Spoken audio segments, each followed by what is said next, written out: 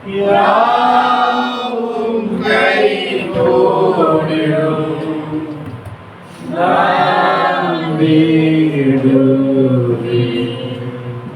ஆண்டவரே. உம்மை மாத்திரமே நம்பிடுவேன் ஆண்டவரே. உம்மை தவிர வேற யார் இருக்காண்டு நம்புவதற்கு? ஆண்டவரே கர்த்தாவே, நம்பிக்கக்கூடிய ஒரே ஒரு செயல், ஒரு மனிதன் சோகத்தில் இருக்கும்போது, சோதரா உங்களோட வார்த்தை என்னை வந்து தேற்றியது, உங்களோட வார்த்தை என்னை தொட்டது, நான் ரொம்ப டிஸ்டர்பா இருந்தேன், உங்களோட வார்த்தை சொல்லும் போது என்னை ஏதோ ஒன்று பண்ணிச்சுன்னு சொல்லும்போது, அந்த பாவத்தில் எடுத்த சரீரத்தில் எடுத்த அந்த மனிதனுக்கே ஒரு வார்த்தையை அவன் இருதயத்தை தொடும் என்றால், பாவம் இல்லாத தேவனாகிய கர்த்தராகிய இயேசு கிறிஸ்துவுடைய வார்த்தை ஒரு மனிதனுக்கு எவ்வளவு தேவையாக இருக்கிறது. அது கர்த்தாவே, அது ஆத்துமாவையும் ஆவியையும் அது உருவ குத்துகிறதாயும் இருக்கிறது. அந்த வார்த்தை தேவனுடைய சத்தம், அது பெண்மான்களை ஈன செய்கிற சத்தமாக இருக்கிறது. வானம் பூமி ஒழிந்து போகும், என் வார்த்தை ஒருபோதும் ஒழியாது என்று சொன்னது. உங்களுடைய வார்த்தையை அனுப்பி எங்களை தேற்றும் ஆண்டவரே. ஒரு வார்த்தைக்காக எங்களை நாங்கள் ஒப்புக் கொடுக்கிறோம் ஆண்டவரே. ஆண்டவரே, ஒரு வார்த்தை மாத்திரமே எங்களை கர்த்தாவை அடையாளம் காட்டியது ஆண்டவரே. நாங்கள் யார் என்பது உங்களோட வார்த்தை மாத்திரமே அடையாளம் காட்டியது ஆண்டவரே. அதற்காக நன்றி செலுத்துகிறோம் ஆண்டவரே. இந்த நாளிலும் ஆண்டவரே, நாங்கள் என்னவா இருக்கிறோம் என்பதை நீர் எங்களுக்கு உங்களோட வார்த்தையை கொண்டு நிரூபிக்கும்படி ஆட்சேபிக்கிறோம் ஆண்டவரே. நாங்கள் யார், நாங்கள் எங்கிருந்து வந்தோம், எங்கே போக போகிறோம், இப்போது எங்கே என்ன செய்து கொண்டிருக்கோம் என்பதை உங்களோட வார்த்தை ஒன்று மாத்திரமே ஆண்டவரே எங்களை கர்த்தாவை சுட்டி காட்ட வேண்டும் ஆண்டவரே. உங்களோட வார்த்தைக்காக நாங்கள் நன்றி செலுத்துகிறோம். நன்றி இயேசு கிறிஸ்துவின் நாமத்தினால் ஆண்டவரே. ஆண்டவரே, இன்று வரப்போகிற உங்களோட வார்த்தைக்காக நன்றி செலுத்துகிறோம் ஆண்டவரே.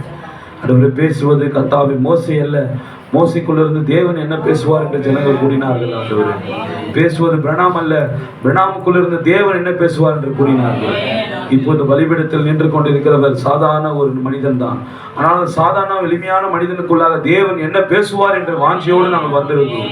என்னுடைய எதிர்பார்ப்புகளோடு வந்திருக்கிறோம், ஒரு தேவைகளோடு வந்திருக்கிறோம் ஆண்டவரே. அநேக பாரங்களோடு குறைகளோடு வந்திருக்கிறோம். உங்களோட வார்த்தையை அனுப்பி நிறைவாக்கி தரும் ஆண்டவரே. வார்த்தைக்காக எங்களை ஒவ்வொருவரும் எங்கள் கர்த்தாவே இருதயங்களையும் பேசுகிற உதடுகளையும் நீர் விருத்த சேதனம் செய்யும்படியாக நாங்கள் ஒப்புக் கொடுத்து செபிக்கிறோம். கர்த்தராகிய இயேசு கிறிஸ்துவின் வல்லமையுள்ள நாமத்தில் நன்றி செலுத்தி செபிக்கிறோம். ஆமென் ஆமென். இப்போது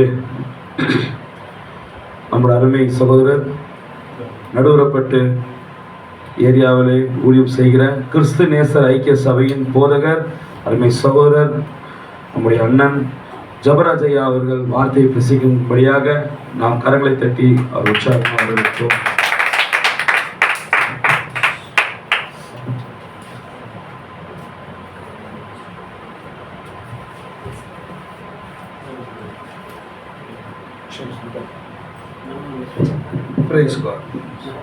கர்த்தருடைய நாம் மகிமைப்படுவதாக. நாம் நின்ற வண்ணமாக நம்ம வேத புத்தகங்களை எடுத்துக்கொள்வோம். லூக்கா எழுதின புத்தகம்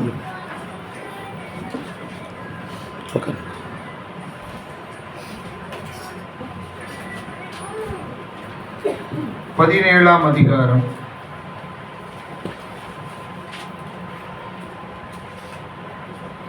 28 முதல் 30 வசனங்களை ஒருவர் வாசிங்க.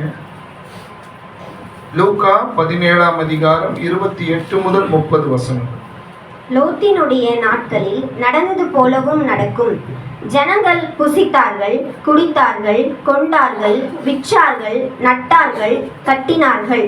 லோத்து சோதோமை விட்டு புறப்பட்ட நாளிலே வானத்திலிருந்து அக்கினியும் கந்தகமும் வருஷித்து எல்லாரையும் அழித்து போட்டது. மனுஷகுமாரன் வெளிப்படும் நாளிலும் அப்படியே நடக்கும். ஆமென். கர்த்தர் தாமே இந்த வசனங்களை கொண்டு நம்முடைய இருதயங்களை தேற்றுவாராக. நீங்கள் உட்கார்ந்து கொள்ளலாம். தேங்க்யூ.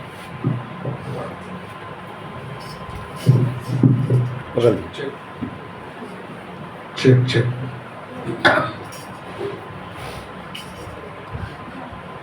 அல்லேலூயா.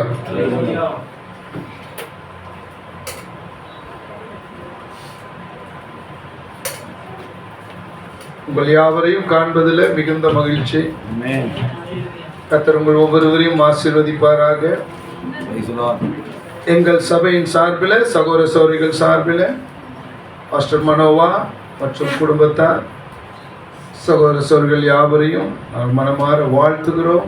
ஆமென். இந்த பகுதியிலே தேவனுக்காக வாழும்படியாய் நீங்கள் எடுத்திருக்கிற இந்த நல்ல முடிவை கர்த்தர் உங்களுக்கு நிச்சயமாக ஆசீர்வதித்து தருவார். Praise the Lord. ஆமென். ஆமென். நாம் எதை செய்தாலும் அதை கர்த்தருக்கென்று சிறப்பாக செய்ய நாம் முயற்சிக்கிறோம். நாங்கள் உட்காந்து பிரதர்ஸ் பேசிட்டு இருந்தபோது ஒரு காரியம், அது என்னன்னா, பரலோக ராஜ்யத்துக்கு அவருடைய பிள்ளைகளாகிய நாம் செல்லும் போது தூதர்கள் வரிசையாக கரங்களை தட்டி நம்மை அவர்கள் வரவேற்பார்கள். Praise the Lord. வரவேற்கும் போது என்ன சொல்லுவாங்களாம், தன்னுடைய அழைப்பில் தன் இருதயத்தை ஊற்றி கர்த்தருக்காக ஒரு மனப்பூர்வமா பெருக்கின ஒரு சகோதரி வராங்க. எப்படி? Praise the Lord. தன்னுடைய அழைப்பில் தன் இருதயத்தை ஊற்றி தேவனுக்காக வாழ்ந்த ஒரு மனுஷி வரா. தேவனுக்காக வாழ்ந்த ஒரு மனுஷன் வரான்னு சொல்லிட்டு தேவ தூதர்கள் வரிசையா நின்று கைத்தட்டி நம்மை வரவேற்பார். Praise the Lord. Yes. Hallelujah. இப்பேற்பட்ட ஒரு மகத்தான ஒரு தேவனை நாம் ஆராதிக்கிறோம். Amen. நாம் வாழ்ந்து கொண்டிருக்கிற காலம் எவ்வளவு ஒரு மகத்தான காலம் பிரியமானவர்களே. ஓ, நம் கர்த்தருக்கு இவ்வளவு நன்றி உள்ளவர்களா இருக்கிறோம். இந்த விலையேற பெற்ற தேவனுடைய வார்த்தையானது நம்மை ஏற்ற காலத்தில் கண்டெடுத்ததற்காக Praise the Lord. Hallelujah. Hallelujah. செய்தியை நாம தேடி போல உண்மை brother. இந்த செய்தி நம்மை தேடி கண்டுபிடித்தது. Amen. ஆமென். ஆமா பிரியமானவர்களே, எவ்வளவு ஒரு அருமையான ஒரு காரியத்தை தேவன் நமக்கு தந்திருக்கிறார். ஒரு வாலிப சிறுமகள், ஒரு 12 வயசு, அந்த பாப்பா சர்ச்சுக்கு ஒவ்வொரு வாரமும் சுறுசுறுப்பா கிளம்பி வருவாளாம். அப்போ அங்க இருந்த ஒரு வயதான மனிதன் அந்த மகளை வெறுப்பேற்றுவான். ஏய், எப்ப பாரு சர்ச்சுக்கு போற, ஏசுவை நீ பார்த்துருக்கிறியா? எதுக்கு தான் நீ சர்ச்சுக்கு போற? ஏசு எங்க இருக்காரு சொல்லு, ஏசுவை பார்த்துருக்கிறியா? அப்ப அவ சொன்னால, தாத்தா உன் பின்னாடி அந்த செடி என்ன செடி? கனகாம்பரம் செடி. கொஞ்சம் இந்த கனகாம்பரம் செடி ஆரஞ்சு கலர் இருக்குது, இந்த ஆரஞ்சு கலர் அந்த பூக்கு எப்படி வந்துச்சுன்னு சொல்லு, நான் ஏசப்பாவை எப்போ பார்த்தேன்னு சொல்றேன்னு சொல்லு. ஆமென். ஒரு மகத்தான தேவனை நாம் ஆராதித்துக் கொண்டிருக்கிறோம். இந்த பூமியிலே நாம் பரதேசிகளாய் இருக்கிறோம், சஞ்சாரிகளாய் நாம் இருக்கிறோம். இது நம்ம ஊர் இல்லை. உண்மை உண்மை. ஆமென். ஒரு மகத்தான தேசத்துக்கு நாம் பேர் எழுதப்பட்டிருக்கோம். அந்த நிச்சயத்தோடு கூட நம்ம தேவ சமூகத்தில் இந்த மாலை வேளையில காணப்படலாம். ஆதியாகமத்திலிருந்து வெளிப்படுத்தின விசேஷம் வரையில தேவனுக்கு ஒரே ஒரு நோக்கம் தான் இருந்துச்சு. அந்த ஒரே ஒரு நோக்கம் நீங்களும் நானும் தான். ஆமென். அவருக்கு வேற அலுவலே கிடையாது. உண்மைதான் உண்மைதான்.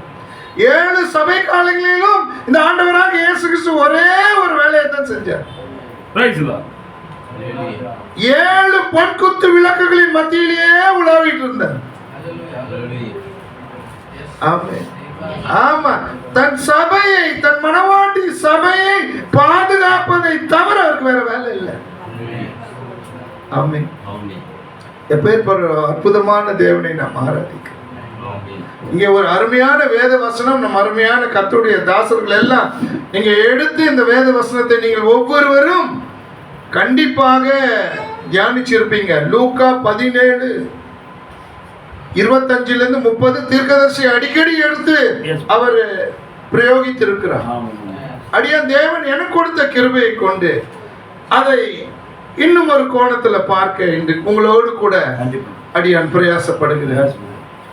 லோத்தின் நாட்களில் நடந்தது போலவே நடக்கும். தேவன் விளையாட்டுக்காக எதையும் எழுதி வைக்கல. கவனிக்கிறீங்களா? தேவன் வார்த்தைகளை கொண்டு விளையாடுவதில்லை. வேதத்தில் தேவன் எழுதி வைத்தவர்கள் எல்லாம் அபிஷேகம் பண்ணப்பட்ட கண்கள் காண்பதற்காக வைத்திருக்கிறார். ஆமென். ஆனா இக்காலத்திற்கென்று தேவன் நமக்கு அனுப்பி தந்த நம்முடைய தாசன், தேவன் ஒரு தீர்க்கதரிசியை அனுப்பி இந்த வேதத்தை நமக்கு திறந்து கொடுக்கலன்னா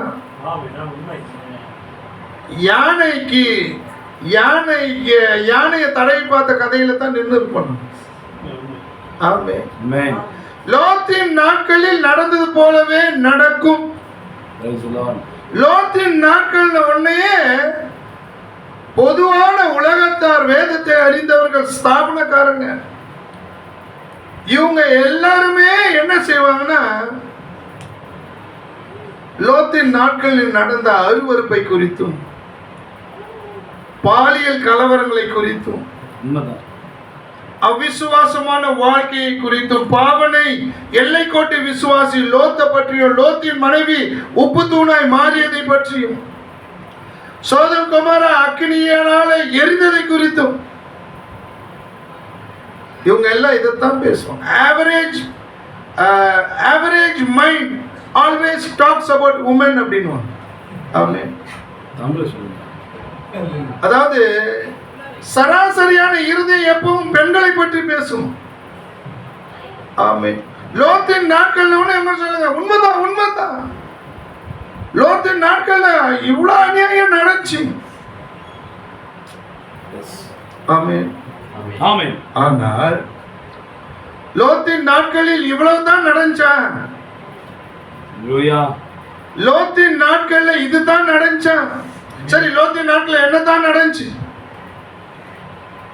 லோத்தின் நாட்களிலே ஒரு எல்லை கோட்டி விசுவாசியாகிய லோத்து சோதம் கொமோரால வாழ்ந்தான். சோதம் கொமோராவை நியாயம் தீர்க்கும்படியாய், லோத்தை எச்சரிக்கும்படியாய் தேவன் 2 தூதர்களை அனுப்பினார். ஓகே. லோத்தின் நாட்களிலே ஓரின சேர்க்கைக்காரர்கள் இருந்தார்கள், LGBT கம்யூனிட்டி. லோத்தின் நாட்களிலே விபச்சாரம் பெருகி இருந்தது, அசுத்தமான காரியங்கள் இருந்துச்சு, அவபக்திக்குரிய செயல்கள் காணப்பட்டுச்சு. அவ்வளவுதானா? இல்ல. லோத்தின் காலத்துல லோத்து வார்த்தையை விட்டு விட்டதுனால அவன் ஓடி வர வேண்டியதா இருந்துச்சு. உயிர் தப்ப அவன் ஓடி வந்தான். சரி, அவ்வளவுதானா?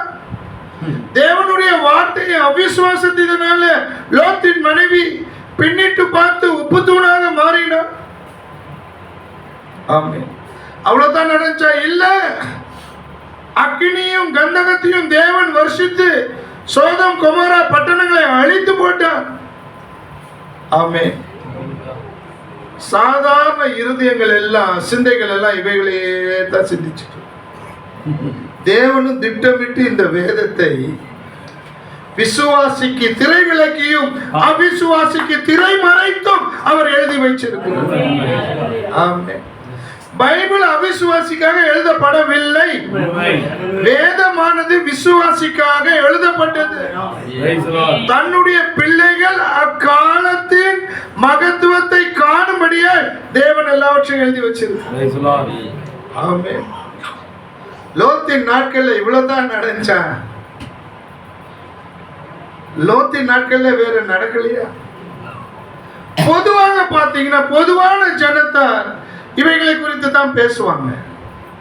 ஆமென். ஆமென். ஆனால் பிரியமானவர்களே, இங்க வேதம் சொல்லுகிறது இந்த நாட்கள் மிகவும் மிகவும் அவசியமாய் நம்முடைய காலத்தோடு பொருந்தக்கூடியதா இருக்கு. லோத்தின் நாட்கள் என்றால் ஒரு குறிப்பிட்ட காலகட்டம். லோத்து வாழ்ந்த காலத்தில் நடந்தது என்ன? ஆமென். லோத்தின் நாட்களிலே இவைகள் மட்டும் நடக்கல. ஆமென். தேவன் தந்த ஒற்றை சொப்பனத்தை கொண்டு, என் பின்னாடி வா, நான் உன்னை பெரிய ஜாதி ஆக்குகிறேன்னு அவர் கனவுல வந்து ஒரே ஒரு வார்த்தை சொல்றார். அந்த ஒத்த வார்த்தையை நம்பி தன்னுடைய சுய தேசத்தை விட்டு தான் வாழ்ந்து கொண்டிருந்த ஒரு நல்ல ஒரு ஆசீர்வாதமான வாழ்க்கையை விட்டு தேவன் சொன்னாரு, தானும் தன் மனைவியும் கிளம்பி வனாந்திரத்துல அனாதையா நின்னு என்ன நடந்தாலும் பரவாயில்ல, என் கர்த்தர் கொடுத்த வாக்குத்தத்தத்தை பற்றி கொள்வேன்.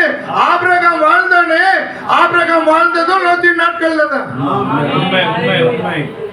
ஆமென். ஆபிரகாம் நம்ம யாருமே சிந்திக்கவே மாட்டோம், நம்ம மைண்ட்லயே வராது. ஆமென். தேவன் திட்டமிட்டு பிரியமானவர்களே மகிமையான ரகசியங்களை தன் பிள்ளைகளுக்காக, மனவாட்டிக்காக அவர் மறைத்து வைத்திருக்கிறார். ஆமென். ஆமென். லோத்து ஒரு புத்திசாலித்தனமான முடிவை எடுப்பதாக நினைத்து பசுமையா, ஏதேன் தோட்டத்தை போல பசுமையா இருக்கிற கிழக்கு பகுதியை பார்த்து அவன் சென்றபோது கூட சிறிதும் சலனம் அடையாமல், சஞ்சலம் அடையாமல் அழைத்த தேவன் உண்மையுள்ளவர் என்பதை பரிபூர்ணமாய் நம்பி அந்த வனாந்திரத்துல அனாதையா ஆபிரகாம் உட்கார்ந்துட்டு இருந்தானே. ஆபிரகாம் நமக்கு நினைக்க வராதா? ஆமென். ஆபிரகாம் கிழிச்ச கோட்டை தாண்டாம கணவனே கண் கண்ட தெய்வம் சொல்ற அளவுக்கு தன் வீட்டுக்காரனை ஆண்டவனே என்று அழைக்கும் அளவுக்கு கர்த்தர் தன்னை வைத்த ஸ்தானத்தில் தன் கணவனோடு கூட இணைந்து இந்த வனாந்தரத்துல பாடுகளையும் கஷ்டங்களையும் அவமானங்களையும் நிந்தைகளையும் சகித்து ஆபிரகாமோடு கூட நின்ற சாராள் நமக்கு நினைவுக்கு வராதா? ஆமென். ஆபிரகாம் எப்படி இருந்தாலும் பரவாயில்ல, ஆபிரகாம் தான் தேவன் எங்களுக்கு தந்த எஜமான் என்று நம்பி ஆபிரகாமோடு இருந்த வேலைக்காரர்கள் நமக்கு கவனத்துக்கு வராதா? ஆமென். அன்பானவர்களே, இதுவும் லோத்தின் காலத்துல தான் நடந்துச்சு. வசனத்தை நீங்க படிச்சீங்கன்னா லோத்தின் நாட்களில் நடந்தது போலவே நடக்கும். ஒரு செமிகோலன், ஒரு அரைப்புள்ளி. ஆசிரியர் ஐயாக்கு தெரியும், முற்றுப்புள்ளி இல்ல, it's an half colon, semicolon. தேவன் லோத்தின் நாட்களில் நடந்ததை 2 பாகங்களாக அங்க பிரிக்கிறார். லோத்தின் நாட்களில் நடந்தது போலவே நடக்கும் என்பது ஒரு மறைபொருளான ஒரு சம்பவம். மனிதர்கள் அறிந்து கொள்ளும்படியான 2வது சம்பவம். இருவகையான கூட்டம், இருவகையான சம்பவங்கள். ஆமென். விற்றார்கள், நட்டார்கள், கட்டார்கள். இது 2வது பகுதி. ஆமென்.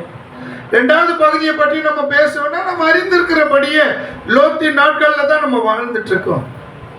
ஆமென். இன்னைக்குமே இந்த சென்னை பட்டணத்தின் சகல அருவருப்புகளுக்கும் அசுத்தங்களுக்கும் நடுவில் ஒரு சிறு கூட்டம் இங்க தேவனுக்காக வாழ்ந்துட்டு இருக்காங்களே, இது யார் கண்ணுக்குமே படாதா? ஆமென். அல்லேலூயா. அவருடைய கல்வாரி மரணத்தை அச்சடலமாய் தங்கள் இருதயத்தில் சுமந்து கொண்டிருக்கிற இந்த சிறு கூட்டம் யாருக்கு ஞாபகத்துக்கு வராதா? வர வேண்டாம். ஏன்னா நம்ம தேவனுடைய நினைவில் இருக்கிறோம், அதுவே நமக்கு போதும். ஆமென்.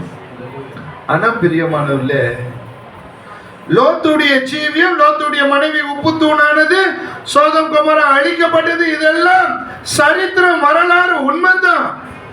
ஆனால் வனாந்திரத்திலே தேவன் தந்த வாக்குத்தத்தத்தை நம்பி அவனும் அவன் மனைவியும் 25 வருடங்களாக ஒரு ஒற்றை வாக்கை நம்பி காத்து கொண்டிருந்தாங்களே ஆபிரகாம். அதுவும் லோத்தின் நாட்கள்ல தான் நடந்துச்சு. அதை பார்க்கிற ஒரு மகத்தான விசேஷம் என்னன்னா, தன்னுடைய வார்த்தையை நம்பி தனக்காகவே வாழ்ந்த தன்னுடைய குமாரனாகிய ஆபிரகாமை சந்திக்கும்படியாய் இந்த மகத்தான எலோஹிம், இந்த மகத்தான யெகோவா மனித ரூபம் கொண்டு ஆபிரகாமை வந்து சந்தித்தாரே, அதுவும் லோத்தின் நாட்கள்ல தான் நடந்துச்சு. ஆமென். அப்சல்யூட்லி. ஹல்லேலூயா. என்ன ஒரு அற்புதமான ஒரு காரியம். தேவன் தன்னை வைத்த இடத்தில் தேவனுக்காக நாம் காத்திருக்கும் போது நிச்சயமாய் நாம் அவரை கண்டிப்பா சந்திப்போம். ஆமென். தேவன் நம் நடுவில் இருப்பதை நாம் உணரும் போது, அவர் நம்மை வழிநடத்தி கொண்டிருக்கிறார் என்பதை உணரும் போது, அதை பார்க்கிற ஒரு மேலான ஸ்லாக்கியம் இந்த பூமியில எதுவுமே இல்லை. அந்த நிகழ்ச்சியை சற்று நம்ம விவரிச்சு பார்த்தா, அது தீர்க்கதரிசியுடைய வார்த்தைகள்ல பார்க்கணும். ஒரு நாள் இந்த மகத்தான தேவன் ஆபிரகாமை போய் சந்திக்கணும்னு முடிவு எடுக்கிறார். அவருடைய 2 பிரதான தூதர்களாகிய காபிரியேலையும் மிகாவேலையும் அழைக்கிறார். காபிரியேலே, பூமிக்கு ஒரு அலுவலா போற, வரியா என் கூட? அவன் சொன்னான், ஆண்டவர் இது என்ன வரியான்னு கேக்குறீங்க, வான்னு சொல்லுங்க வரேன். ஆமென். அவருடைய சொற்படி கேட்கிற தூதர்கள், இயற்கையும் அவருக்கு கீழ்ப்படுகிறது, அண்ட சராசரங்கள் அவருக்கு கீழ்ப்படுகிறது, சந்திரனின் அசைவு நம்ம மெரினா பீச் அலைய தூக்குது. தேவன் சகலவற்றையும் தன்னுடைய பரிபூர்ண ஒழுங்கின்படி அமைத்து வைத்து இருக்கிறார். அவர் பேச்ச கேட்காத ஒரே ஜென்மம் இந்த மனுஷ ஜென்மம். ஆமென். ஆனா பாருங்க, அவர் பேச்ச கேட்காத இந்த மனித ஜென்மத்திற்காக தன் விலையேற பெற்ற ரத்தத்தை சிந்திய ஒரு மகத்தான இளவரசர். அப்போ காபிரியேலை கூப்பிடுறாரு. காபிரியேலே, ஒரு அலுவலா போற, வரியா? கண்டிப்பா வரேன் ஆண்டவரே. காத்துல ஊதி கால்சியம், மெக்னீசியம், பொட்டாசியம், இரும்பு தாதுகளை கொண்டு ஒரு சரீரத்தை உருவாக்கி காபிரியேல் சொன்னார், உள்ள புதுக்கும். மறுபடியும் அது போன்ற ஒரு சரீரத்தை உண்டாக்கி மிகாவேல்கிட்ட சொன்னாரா, நீ இதுல பூந்துக்கோ. ஆமென். திடீர்னு வானத்துல நடந்து கொண்டிருந்த சம்பாஷணை நிஜமாகி பூமியில இவர்கள் 3 பாதங்களும் படுகிறது. ஆமென். ஆபிரகாமை சந்திக்க இவர்கள் பாலைவனத்திலே நடந்து வருகிறார்கள். ஆமென். கொஞ்ச தூரம் நடந்து வர வெயில், 2 பேருக்கும் வேர்த்து ஊத்துது. யோசிக்கிறான், இது வரைக்கும் ஆண்டவர் கொடுத்த ரோல் இல்லையே, இந்த ரோல் கொஞ்சம் வித்தியாசமா இருக்கு. வேர்த்து ஊத்துது. கொஞ்ச நேரம் போயிட்டு காபிரியேலும் மிகாவேலும் பேசிக்கிறாங்களா, இந்த வயிற்று பக்கம் ஏதோ கிளற மாதிரி இருக்கு. இதைத்தான் மனிதர்கள் பசி என்று சொல்லுகிறார்களா? இந்த சம்பாஷணை கேட்டு அந்த மகத்தான ஒருவர் சொன்னாரா, கொஞ்சம் வெயிட் பண்ணுங்க, என் நண்பன் ஆபிரகாம் வீட்டுல எனக்கு சோறு, என் நண்பன் ஆபிரகாம் வீட்டுக்கு போயிடலாம், என் நண்பன் ஆபிரகாம் நமக்கு உணவு கொடுப்பான் என்று சொன்னார். அல்லேலூயா. பாருங்க பிரியங்களே, ஒரு கட்டத்தை தாண்டி நான் 12வது படிக்கும் போது மதுரை மீனாட்சி அம்மன் கோயிலுக்கு போனேன். உள்ளெல்லாம் சுத்தி பார்த்தேன். கர்ப்ப கிரகத்துக்கு கிட்ட போனா அங்க ஒரு அறிவிப்பு பலகை இருக்கு, முகமதியர்களும் இந்துக்கள் அல்லாதவர்களும் உள்ளே வர அனுமதி இல்லை.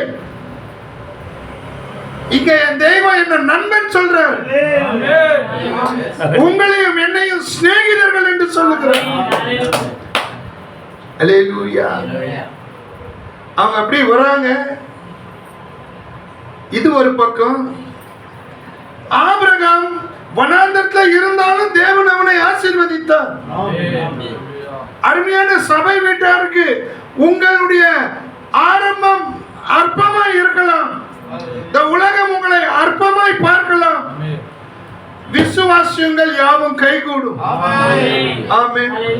ஒன்லி பிலீவ் சாங்குடைய மகிமையை உணர்ந்து நீங்க மாத்திரம் அதை பாடினார். தீர்க்கதரிசி சொல்லுகிறார், ஆராதனைகளில் பாடக்கூடிய பாட்டிலேயே lord Jesus is more sensitive to this song அப்படி என்று சொல்றார். இந்த ஒரு பாடல் ஆண்டவராக இயேசு கிறிஸ்துவை அதிகமாய் உணர்வுக்குள்ளாக்குதான். தன்னுடைய பிள்ளைகள் தன்னை நம்புவதை அந்த தேவன் ஒரு கௌரவமா நினைக்கிறார். ஆமென். அன்பானவர்களே, அங்கே தினந்தோறும் ஆபிரகாமுடைய வேலை என்னன்னா, வனாந்திரத்துல தேவன் அவனை ஆசீர்வதிக்கிறார். அவன் கல்தேயர் பட்டணம் ஊர் பட்டணத்தில் இருக்கும்போது அவனுக்கு இருந்தது ஒரு காலி மனை, ஒரு வீடு, ஒரு மாடி வீடு. அப்பா அப்பா உறவு அம்மா உறவுன்னு கிராமமே சொந்தம். அவன் சிலை வடிக்கிற தொழில் செய்தான். பித்தளை, செம்பு, உலோகத்தில் சிலை வடிக்கிற தொழில்.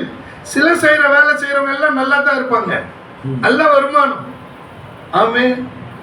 ஆனா அதை எல்லாத்தையும் விட்டுட்டு தேவனுக்காக வந்தான். தேவன் அதை 100 மடங்காக்கி அவனை ஆசீர்வதித்தார். அல்லேலூயா. உலகத்திலேயே ஆசீர்வதிக்கப்பட்ட ஒரு ஜனக்கூட்ட மனவாட்டி தான். நம்மை பார்க்கல ஆசீர்வதிக்கப்பட்ட ஒரு கூட்டம் இல்லை. ஆமென். நமக்கு நிறைய வரவும் இல்லை, நமக்கு நிறைய செலவும் இல்ல.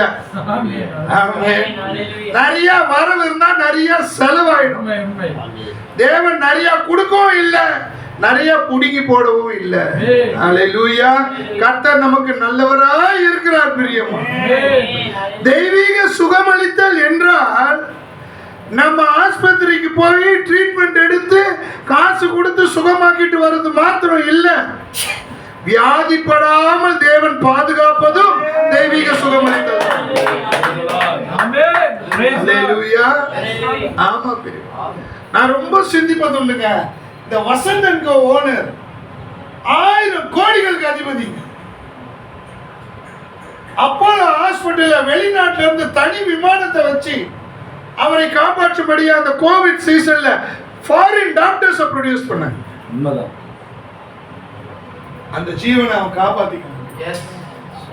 எஸ்பி பாலசுப்ரமணியத்துக்காக உலகம் முழுக்க ரசிகர்கள் லட்சக்கணக்கில் பணம் அனுப்பிச்சாங்க அப்போலோ ஹாஸ்பிட்டல் அக்கௌண்ட்டுக்கு. எப்படியாவது அவரை காப்பாத்திருங்க. இல்ல, முடியல. ஆமே. உங்களை எண்ணி இந்த தெய்வம் இன்னைக்கு வரைக்கும் வாழ டெய்லி காலையில ஆபிரகாம் செய்யக்கூடியதெல்லாம் குளிப்பாரு, டிஃபனை சாப்பிடுவாரு, புத்தாடைய போடுவாரு. அவருடைய கூடாரத்தின் வாசல்ல ஒரு பெரிய மரம் இருக்கும், மரத்துல உட்காருவாரு. வேளா வேலைக்கு அவருக்கு டீ, இஞ்சி tea, ginger tea, green tea இதெல்லாம் வரும்.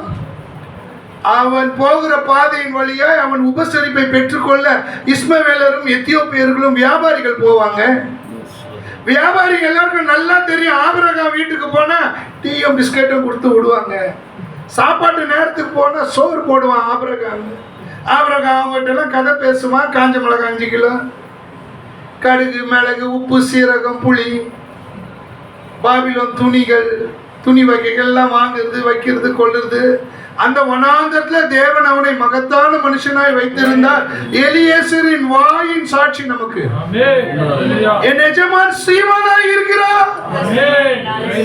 தேவன் நம்ம வச்ச இடத்துல நம்ம அவருக்காக காத்திருந்தா போதும். ஆமென். ராபோஷனம் என்பது காத்திருப்பாய் இருக்கிறது. பிரியமான தேவனுக்காக காத்திருப்பது மாத்திரம் இல்ல, ஒருவருக்காக ஒருவர் காத்திருக்கிற காரியம். அல்லேலூயா. டெய்லி அவருக்கு இதுதான் வேலை. மத்தியானம் மறுபடியும் போவாரு, கூடாரத்துல சாப்பிடுவாரு, ஒரு சின்ன குட்டி தூக்கம் போட்டு 4 மணிக்கு மறுபடியும் அந்த மேட்டு வேலையே பார்த்துட்டு இருந்தான். அவனுக்கு நல்லா அவனுடைய இருதயத்தின் ஆழத்துல தெரியும், தன்னோடு சொப்பனங்களோடும் தரிசனங்களாலும் தன்னோடு பேசுகிற அந்த அழகான தேவனுடைய சத்தத்துக்கு உரிய ஒருவரை ஒரு நாள் நான் முகமுகமாய் சந்திப்பேன். அவனுடைய இருதயத்தின் ஆழத்துல அவனுக்கு ஒரு நிச்சயம் இருந்துச்சு. பிரியமானது. ஆனா பாருங்க, அவன் காத்திருப்பின் நேரத்தை பாத்தீங்களா? 25 வருஷம். எவ்வளவு ஒரு நமக்கெல்லாம் ஒரு மணி நேரம் தேவ சமூகத்துல காத்திருக்க முடியல. ஒரு நாள் காத்திருந்தா பெரிய சாதனை. பாஸ்டர் போன் பண்ணி பாஸ்டர் போனை எடுக்கலன்னா போதும், எல்லாம் கொள்ள முடியும். அந்த பாஸ்டர் என்ன நிலைமையில இருக்கான்னு யோசிக்கவே மாட்டாங்க. போன் அடிச்ச அடுத்த செகண்ட் பாஸ்டர் எடுத்தே ஆகணும். பாஸ்டரும் மனுஷன் தானே, பாவம், அவருக்கும் பிரச்சனை இருக்கு. போனை அவர் கூட தண்ணியில போட்டுட்டு இருக்கலாமே. ஆமென். அப்போ பிரியமானவர்களே, இதுதான் அவனுடைய தினந்தோறும் வேலையாயிடுச்சு. ஒரு நாள் பகலின் வேலை இல்லை. காலையில ஒரு 10-11 மணி நேரத்தில் நாம் பேசிக்கொண்டிருந்த அந்த 3 பேரும், அந்த மகத்தான தேவகுமாரன் அவரோடு கூட அந்த 2 பிரதான தூதர்களும் அங்க போய் அவன் வீட்டுக்கிட்ட போயிட்டு அப்படி மாதிரி போறாங்க. அவன் நேரம் அந்த 3 பேர்கிட்ட வந்து தப்பு நடுவுல இருக்கிற ஒருத்தர் காலில் மட்டும் விழுறான். இதான் வெளிப்பாடு. இந்த வெளிப்பாட புத்தகத்தின் வாயிலை நீங்கள் பெற்றுக்கொள்ள முடியாது. செய்தி புத்தகம் படிச்சாலும் வெளிப்பாடு பைபிள் இருந்தா நீ பெற்றுக்கொள்ள முடியாது. பரிசுத்த ஆவியானவர் அந்த வெளிப்பாட்டை உனக்குள்ளே அவர் நிரூபிக்க வேண்டியவராயிருக்கிறார். ஆமென்.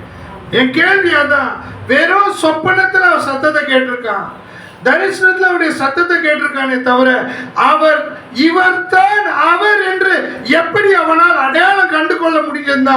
அதுதான் ஆபிரகாமுக்கும் தன் தேவனுக்கும் நடுவில் இருந்த அந்த உறவு. அந்த உறவு உங்களுக்கு எனக்கும் வேணுங்க. லோத்துக்கு இது இல்ல. பாத்தீங்களா, லோத்துக்கிட்ட 2 பேர் போறாங்க, அவன் ஆண்டவன் மாறேன்னு கும்பிடுறான் 2 பேரையும். ஏன்னா அவனுக்கு வெளிப்பாடு இல்லை. அல்லேலூயா. கொஞ்சம் கவனிக்கிறீங்களா? அப்போ பிரியமானல, ஆண்டவனே என்னை தாண்டி போயிடாதீங்க, வாங்க. கவனிக்கிறீங்களா? இங்க என்னை தாண்டி போயிடாதீங்க, வாங்க. ஆண்டவர் 2 பேரையும் பார்க்கிறார். நான் சொன்னேன்ல, ஆபிரகாம் சோறு கொடுப்பான்னு சொன்னேன்ல. அல்லேலூயா. இதுல ஒரு பெரிய பியூட்டி என்னன்னா, கொஞ்சம் பாருங்க, ஒவ்வொரு வீட்டுக்கு ஒரு டிசிப்ளின் இருக்குது. ஆமென். உங்க வீட்டுக்கு ஒரு டிசிப்ளின் இருக்கு, எங்க வீட்டுக்கு ஒரு டிசிப்ளின் இருக்கு. எங்க அம்மா கிட்ட வழக்கமா நடக்கிற ஆர்குமெண்ட் என்ன தெரியுமா? டேய், கை கால் கழுவிட்டு வாங்க, சாப்பிடலாம். ஆடு மாடுலாம் கை கால் கழுவிட்டு தான் சாப்பிடுதான். ஆமென். ஆனால் பாருங்க, ஆபிரகாம் வீட்டு டிசிப்ளினை பாருங்க. அவங்கள வந்து உபசரிச்சு நலம் விசாரிச்சுட்டு எப்படி இருந்துச்சு பிரயாணம் எல்லாம் கேட்டுட்டு கொஞ்சம் அவன் என்ன சொல்றான், நான் சாப்பாடு ரெடி பண்ணிடுறேன், முதல்ல கை காலை போய் கழுவிட்டு வந்துறான். அல்லேலூயா. யாருடைய காலை கழுவிட்டு வர சொல்றது பாத்தீங்களா? அதாங்க இந்த கர்த்தர். நம் தேவனை போன்ற ஒரு எளிமையான தேவன் இல்லை. அவன் சொல்றான், ஆண்டவரே கால் கழுவிட்டு வான்றான். என் கூடாரத்துக்குள்ள வரணும்னா நீ கால் கழுவிட்டு வா. பாருங்க, அவரும் அவரோடு கூட தூதர்களும். ஒருவேளை காபிலும் மிகாவேலும் யோசிச்சிருப்பாங்க, ஆபிரகாமுக்கு ரொம்ப தாண்டா செல்லம் கொடுக்கிறாரு இவரு. ஆமே. தேவன் நேசிக்கிற ஒரு மனுஷன் பாக்கியவான். ஓ, தன்னுடைய எல்லாவற்றையும் உருக்கி தேவன் இன்று எல்லாவற்றையும் தன் மனவாட்டிக்குள்ள வச்சிருக்காரு. ஆமாங்க, சாதாரண விஷயம் இல்லைங்கம்மா. எப்பேற்பட்ட வானத்தையும் பூமியை சிருஷ்டித்த தேவன் அவன் சொல்றான், கால் கழுவிட்டு வா. 3 பேரும் போய் அழகா போய் காலை கழுவிட்டு கால் முக கையை காலெல்லாம் கழுவி அவ்வளவு சீக்கிரம் சாரால கூப்பிட்டு 3 படி மெல்லிய மாவு அது எல்லாம் வெண்ணையை ரெடி பண்ணு, பாலை ரெடி பண்ணு. ஒரு இளங்கன்றை போய் பிடிச்சி சாரால் கிட்ட கொடுக்கல. அவங்க வீட்டுல சமைக்கிற ஒரு சூப்பர் வேலைக்காரன் இருக்கான். கவனிக்கிறீங்களா? லேடிஸ் தான் நல்லா சமைப்பாங்கன்னு நினைச்சிட்டு இருக்காங்க. வேற வழி இல்லை, நமக்கு நல்லா இருக்குன்னு சொல்லனா சோறு கிடைக்காது. அநேக நேரங்களில் நல்லா இருக்குன்னு சொல்லிடுறான். அம்மா கிட்ட நல்லா இருக்குன்னு சொன்னாதான் 2வது சோறு கிடைக்கும். ஆனா உலகத்திலேயே தலை சிறந்த சமையல்காரர்கள் எல்லாமே ஆண்கள் தான். தப்பா நினைச்சுக்காது. வெஜ் சாரால் செய்றாங்க, நான் வெஜ் செய்றாங்க. அதான் நான் சொல்றேன்னா, பொதுவா நான் இந்த ஹோட்டல் துறையில வேலை செஞ்சதுனால செஃப்புங்க எல்லாமே பாத்தீங்கன்னா, ஆமா, ஃபீமேல் செஃப் இல்ல. ஆமா, ரொம்ப கம்மியா இருப்பாங்க. அந்த படிப்பு படிக்க மாட்டாங்க. ஏன் தெரியுமா? அவங்க உட்கார்ந்து சாப்பிடுறத ரொம்ப பிரியப்படுவாங்க. அல்லேலூயா. செய்யறது அது ஒரு பாரம். அதை ஒரு மனைவி, ஒரு நல்ல கிறிஸ்தவ மனைவி தான் அதை செய்வார்கள். அல்லேலூயா. கவனிக்கிறீங்களா? அப்போ பிரியமானவர்களே, அவன் குரூப்ல ஒரு சூப்பர் சமையல்காரங்க அவனை கூப்பிட்டு, முக்கியமான விருந்தாளி வந்திருக்காரு, பக்காவா பண்ணு, இன்னைக்கு நான் அந்த கறி சாப்பிட மாட்டேன், இந்த கறி சாப்பிட மாட்டேன், இதை சாப்பிட மாட்டேன். ஆமே. இங்க இருந்து தண்டையார்குடிக்கு போய் கறி வாங்கி வர்றாரு. இவர் எதுக்கு நான் யாருக்கும் தெரியக்கூடாதான் இவர் கறி வாங்கி. இதுல என்ன கௌரவ குறைச்சல் இருக்கு? எந்த கறி? இதுல என்ன கௌரவ குறைச்சல் இருக்கு? அவங்க விருப்பமான கறியை சாப்பிடுறாங்க, சாப்பிடுங்க, எல்லாமே உடம்புக்கு நல்லது தானே. ஆமே. அங்க அவன் ஒரு இளங்கன்று, ஒரு இளங்கன்றை பிடிச்சி வேலைக்காரங்க ஸ்பெஷலா சமைச்சு சூப்பரா செய்ய சொல்லி, அல்லேலூயா, தன்னை சிருஷ்டித்த அந்த மகத்தான தெய்வத்தை தன் கூடாரத்துல உட்கார வச்சு தன் கையால உணவு பரிமாறுறான். ஆமென். இந்த மாலை வேளையில இந்த ராஜாவின் மேஜைக்கு நாம் வந்திருக்கிறோம். அவரோடு உணவு பருக வந்திருக்கிறோம். இந்த ராஜாவின் மேஜையில ஆபிரகாமும் அவன் தேவனும் ஒரு கூடாரத்தில் அமர்ந்து ஒருவரோடு ஒருவர் ஐக்கியம் கொண்டு, ஒருவருக்கு ஒருவர் அன்பை பரிமாறி, ஒருவரோடு ஒருவர் பேசிக்கொண்டு தன்னிடத்தில் இருந்த சிறப்பானதை தன் தேவனுக்கு கொடுத்து அதை செய்யத்தான் நம்ம இங்க வந்திருக்கிறோம். ஆமே. இந்த கூடாரத்திலே அந்த மகத்தான ஏலோஹிமை, கர்த்தராகிய இயேசு கிறிஸ்துவாகிய அந்த மகத்தான தேவனை, அவரோடு கூட நம்மில் வாசம் பண்ணுகிற, நம்மோடு கூட இருக்கிற அவரை நாம் ஐக்கியம் கொள்ளும்படியாய் வந்திருக்கிறோம். ஃபெலோஷிப்பை பார்த்தீங்களா? அவர் அவன் லெவலுக்கு இறங்கி வர்றாரு. என் லெவலுக்கு நீ ஏறி வா ஆபிரகாம்னு சொல்லல, நான் உன் லெவலுக்கு நான் வரேன். உட்கார்ந்து எப்படிப்பட்ட ஒரு அற்புதமான நேரமா இருந்திருக்கும். காபிரியலும் மிகாவேலும் பார்க்காத சோறா? அன்னைக்கு பசி எடுத்த அந்த சரீரத்துல வயிறு வலிச்சு நல்லா உட்கார்ந்து நல்லா சாப்பிட்டு, வெண்ணையும் பாலும் ரொட்டியும் நல்ல ஒரு மாட்டு இறைச்சி சுவையான ஸ்டியூ எல்லாத்தையும் நல்லா சாப்பிட்டு, ஆமென். இன்றைக்கும் இந்த 3ஆம் யாத்திரையில இந்த மகத்தான தேவனோடு ஐக்கியம் கொள்ளும்படியாக நாம் வந்திருக்கோம். அன்னைக்கு அவர் ஆபிரகாமின் கூடாரத்துக்கு போனார், இன்றைக்கு நாம் அவருடைய கூடாரத்துக்கு வந்திருக்கிறோம்.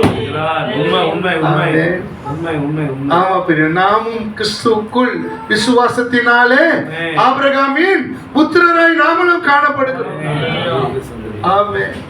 இன்றைக்கு நாம் அவரோடு கொண்டிருக்கிற இந்த ஐக்கியம், கல்வாரி மரணத்தை நினைவுபடுத்தும்படியான ஜீவியம், இதை விட ஒரு பெரிய ஸ்லாக்கியம் யாருக்கு கிடைக்கும்? ஆமென். அல்லேலூயா. உலகத்துக்காக இயேசு மரித்தார் என்பதெல்லாம் நிஜம் இல்லை. தன் மனவாட்டிக்காக இயேசு மரித்தார் என்பது தான் நிஜம். அவருடைய மரணத்தை மதிக்காதவனுக்காக அவர் ஏன் மரிக்க வேண்டும்? அவர் கல்வாரி மரணத்தை ஒவ்வொரு நாளும் நினைவு கூர்ந்து அதுக்கு நன்றி உள்ள ஜீவியத்தை செய்கிற நமக்காகத்தான் பிரியமானவர்களே அவர் கல்வாரி. ஆமென். நல்லா உட்கார்ந்து சாப்பிட்டு அவங்க 2 பேரை அனுப்பிச்சிட்டு பர்சனல் ஃபெலோஷிப். நாம் சபையா இருக்கிறோம். கிறிஸ்துவின் மனவாட்டிக்குரிய அந்த கண்ணுக்கு புலப்படாத உலகளாவிய சரீரத்தில் நாம் ஒவ்வொருவரும் அங்கங்களாய் பொருத்தப்பட்டு இருந்தாலும் நமக்கும் நம் தேவனுக்கும் நடுவுல ஒரு தனிப்பட்ட உறவு, ஒரு தனிப்பட்ட ஐக்கியம், நீயும் உன் தேவனும் சந்திக்கிற ஒரு தனிப்பட்ட ஒரு இடம். அல்லேலூயா. தீர்க்கதரிசி வேட்டைக்கு போறதே வேட்டையாடுறதுக்கு இல்ல, தேவனோடு ஐக்கியம் கொள்ளதான். ஆமென். ஆமா. அவர் வேட்டையாடி அத்தனை கறியை கொண்டு வந்தா, அந்த கறி ஒண்ணு கூட வீட்டுக்கு கொண்டு போக மாட்டாரா? ஏழையா இருக்கிற தன் சகோதரர்கள் கொடுத்துட்டு போயிடுவார். ஆமென். மலையை விட்டு இறங்கினா தீர்க்கதரிசி எனக்கு கறி கொண்டு வந்திருப்பாருன்னு ஒரு 2-3 குடும்பம் ஃபேமிலி வெயிட் பண்ணும். ஆமென். ஏன்னா அவங்களுக்கு வந்து குளிர்காலத்துல அவங்களுக்கு கறி இல்லாம போகும். பிள்ளைகள் கறி வாங்குறதுக்கு காசு இருக்காது, இவரை அடிச்சு அவங்களுக்கு கொடுத்துட்டு அவர் போயிடுவார்.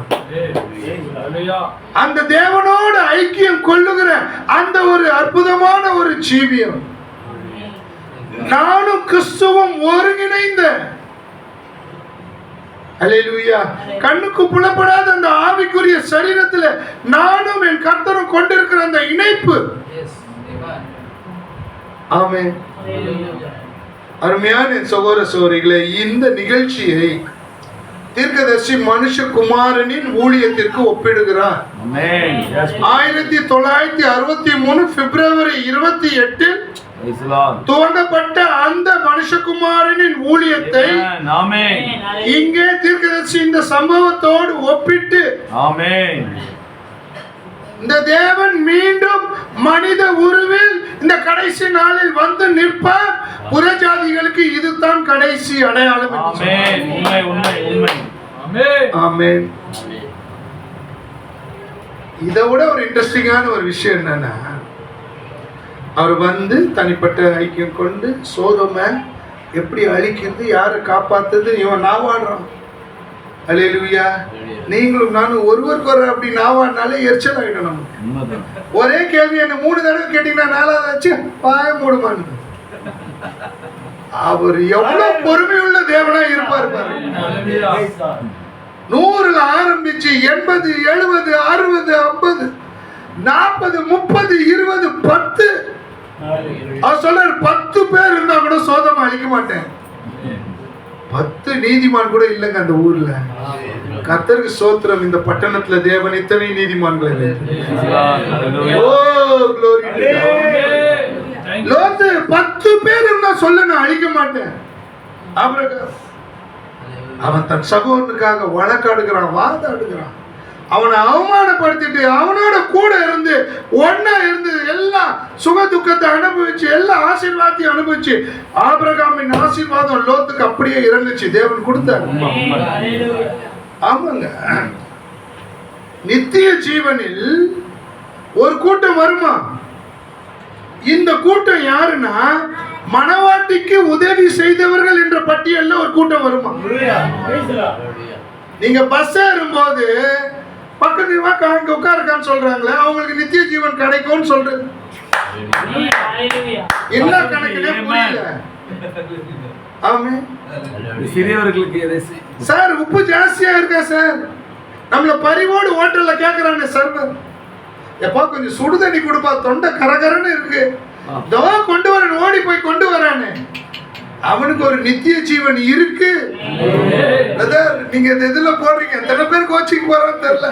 40 வருஷமா முக்கி நான் ரட்சிப்புக்காக ஓடி ஓடி பிரயாசப்படுறேன். வேணா புதுசா பேசுறேன். மணவாட்டிக்கு உதவி செய்தவர்கள் என்கிற பட்டியல்ல ஒரு கோட்டம் உள்ள போகுது. அப்போ பிரியமானவர்களே, மணவாட்டிக்கு துன்பம் விளைவித்தவர்கள் என்ற கூட்டம் ஒண்ணு நரகத்துக்கு போகுது. ஜீவ புஸ்தகத்தில் பெயர்கள் கிறுக்கிப்படவும் பாடப்படுகிறது. அல்லேலூயா. அப்போ பிரியமானவர்களே, எல்லாத்தையும் முடிச்சு இவரு என்ன செஞ்சாரு, போக வேண்டிய அடுத்த பிரயாணத்துக்கு அவர் போயிட்டார். பட் நான் பேச போறேன் இன்னைக்கு, நான் உங்கள் நடுவில் பேச விரும்பிய காரியம் இதுதான். ஒரு 5 நிமிஷம் உங்க நேரத்தை கொடுங்க. இவ்வளவு நடந்த பிறகு தேவனை எங்க சந்திச்சானோ அந்த இடத்தை விட்டுட்டான் ஆபிரகாம். எகிப்து தேசத்துக்கு ஓடி போய் குடி போயிட்டான். அடுத்த உற்பவ திட்ட காலத்தில் நான் உன்னிடத்தில் வருவேன், நீ ஒரு வாக்குத்தத்தம் பண்ணப்பட்ட குமாரனை நீ பெறுவாய். வாக்குத்தத்தத்தை உறுதிப்படுத்திட்டு போற. அடுத்த உற்பவ திட்ட காலத்தில் நான் உன்னிடத்தில் வருவேன். கவனிக்கிறீங்களா? நான் உன்னிடத்தில் வருவேன், மீண்டும் வருவேன்றாரு. சரியா? ஆனா எங்க அந்த மகத்தான ஏலோயிமை அவன் சந்தித்தானோ, எந்த இடம் ஒரு மகிமையா இருந்துச்சோ, எந்த இடம் ஆசீர்வாதமாச்சோ, அந்த இடத்தை விட்டுட்டு எகிப்துக்கு ஓடி போயிட்டான். சரியா? எகிப்துக்கு ஓடி போனது இல்லை. 100 வயசான பிறகு ஆபிரகாமுக்கு உயிர் மேல ஆசை. கவனிக்கிறீங்களா கொஞ்சம்? ஆமா. எகிப்துக்கு போகும்போது அவன் மனைவி கிட்ட சொல்றான், இங்க பாரு, அந்த ஊருக்கு போனா நான் யாருன்னு கேட்டா என்ன அண்ணன் சொல்லு. கவனிக்கிறீங்களா?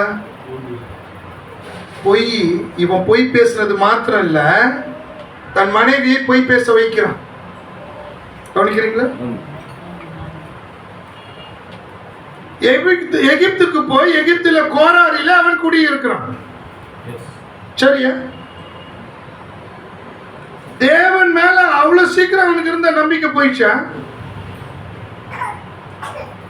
பொய் பேசுறான், பச்சை இடத்தை விட்டு ஓடிட்டான்.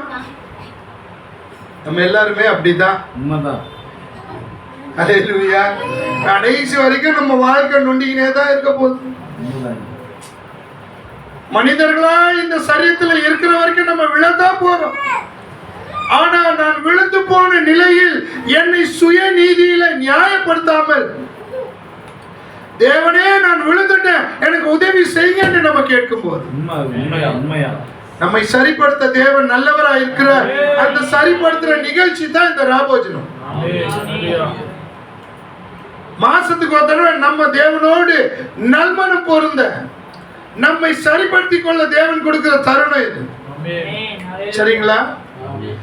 இவன் போன ஊர்ல ஒரு பிரச்சனை. கொஞ்சம் கவனிங்க. அந்த ஊர்ல ஒரு ராஜா இருக்கான், அவன் பேர் அபிமெலேக்கு. அபிமெலேக்குக்கு ஏற்கனவே கல்யாணம் ஆயிடுச்சு, ஆனா மனைவிக்கு குழந்தை இல்லை. ராஜாக்கள் எப்பவுமே வாரிசு பெற்றுக்கொள்ள விரும்புவாங்க. நமக்கு பிறகு அடுத்து நம்ம புள்ள, நம்ம பிள்ளைக்கு அப்புறம் பேரு, பேரனுக்கு அப்புறம் கொள்ளு பேரு, நம்மளே ஆண்டு அனுபவிச்சிடணும். அது ராஜாக்களுடைய மனநிலை.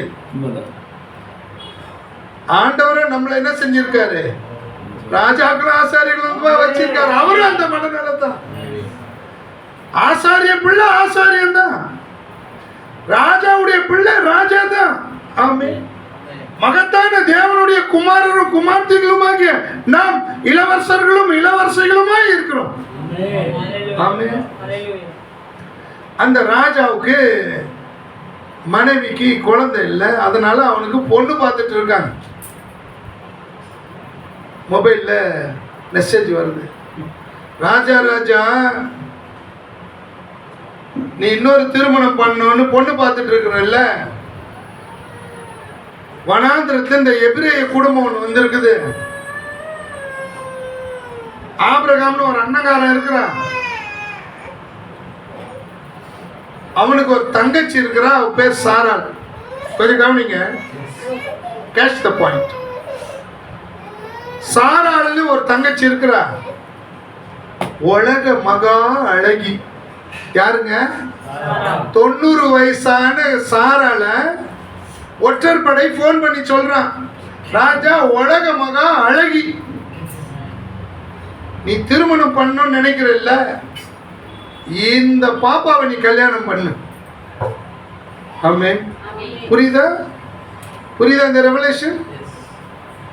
90 வயதான சாராள் ஒரு அழகான இளம் யுவதியாய், ஒரு அழகிய வாலிப மகளாய் அந்த எகிப்தில் அவள் மாறி இருந்தாலே, இது எப்ப நடந்துச்சு?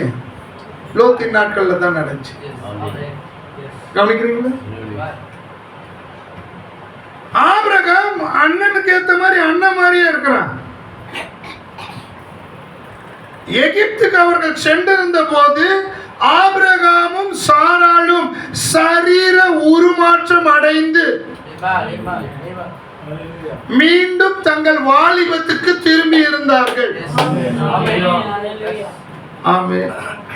அவர்கள் சரீர உருமாற்றம் அடைவதற்கு, சரீர மறுரூபம் அடைவதற்கு, வாக்குத்தத்தம் பண்ணப்பட்ட குமாரனை பெறுவதற்கு முன்பாக அவர்கள் ஒரு சரீர உருமாற்றம் தேவை என்றால், நம்முடைய வாக்குத்தத்தம் பண்ணப்பட்ட குமாரனை நாம் பெறுவதற்கு முன்பாக நமக்கு ஒரு சரீர உருமாற்றம் தேவை.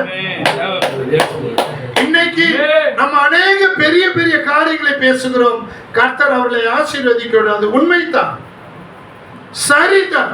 ஆமென். 99% நான் ஒத்து போக விரும்புகிறேன். ஆனால் இந்த மணி நேரத்துக்கான அவசியம் என்ன தெரியுமா? மனவாட்டியின் மறுரூபம் தான் முக்கியம். அல்லேலூயா.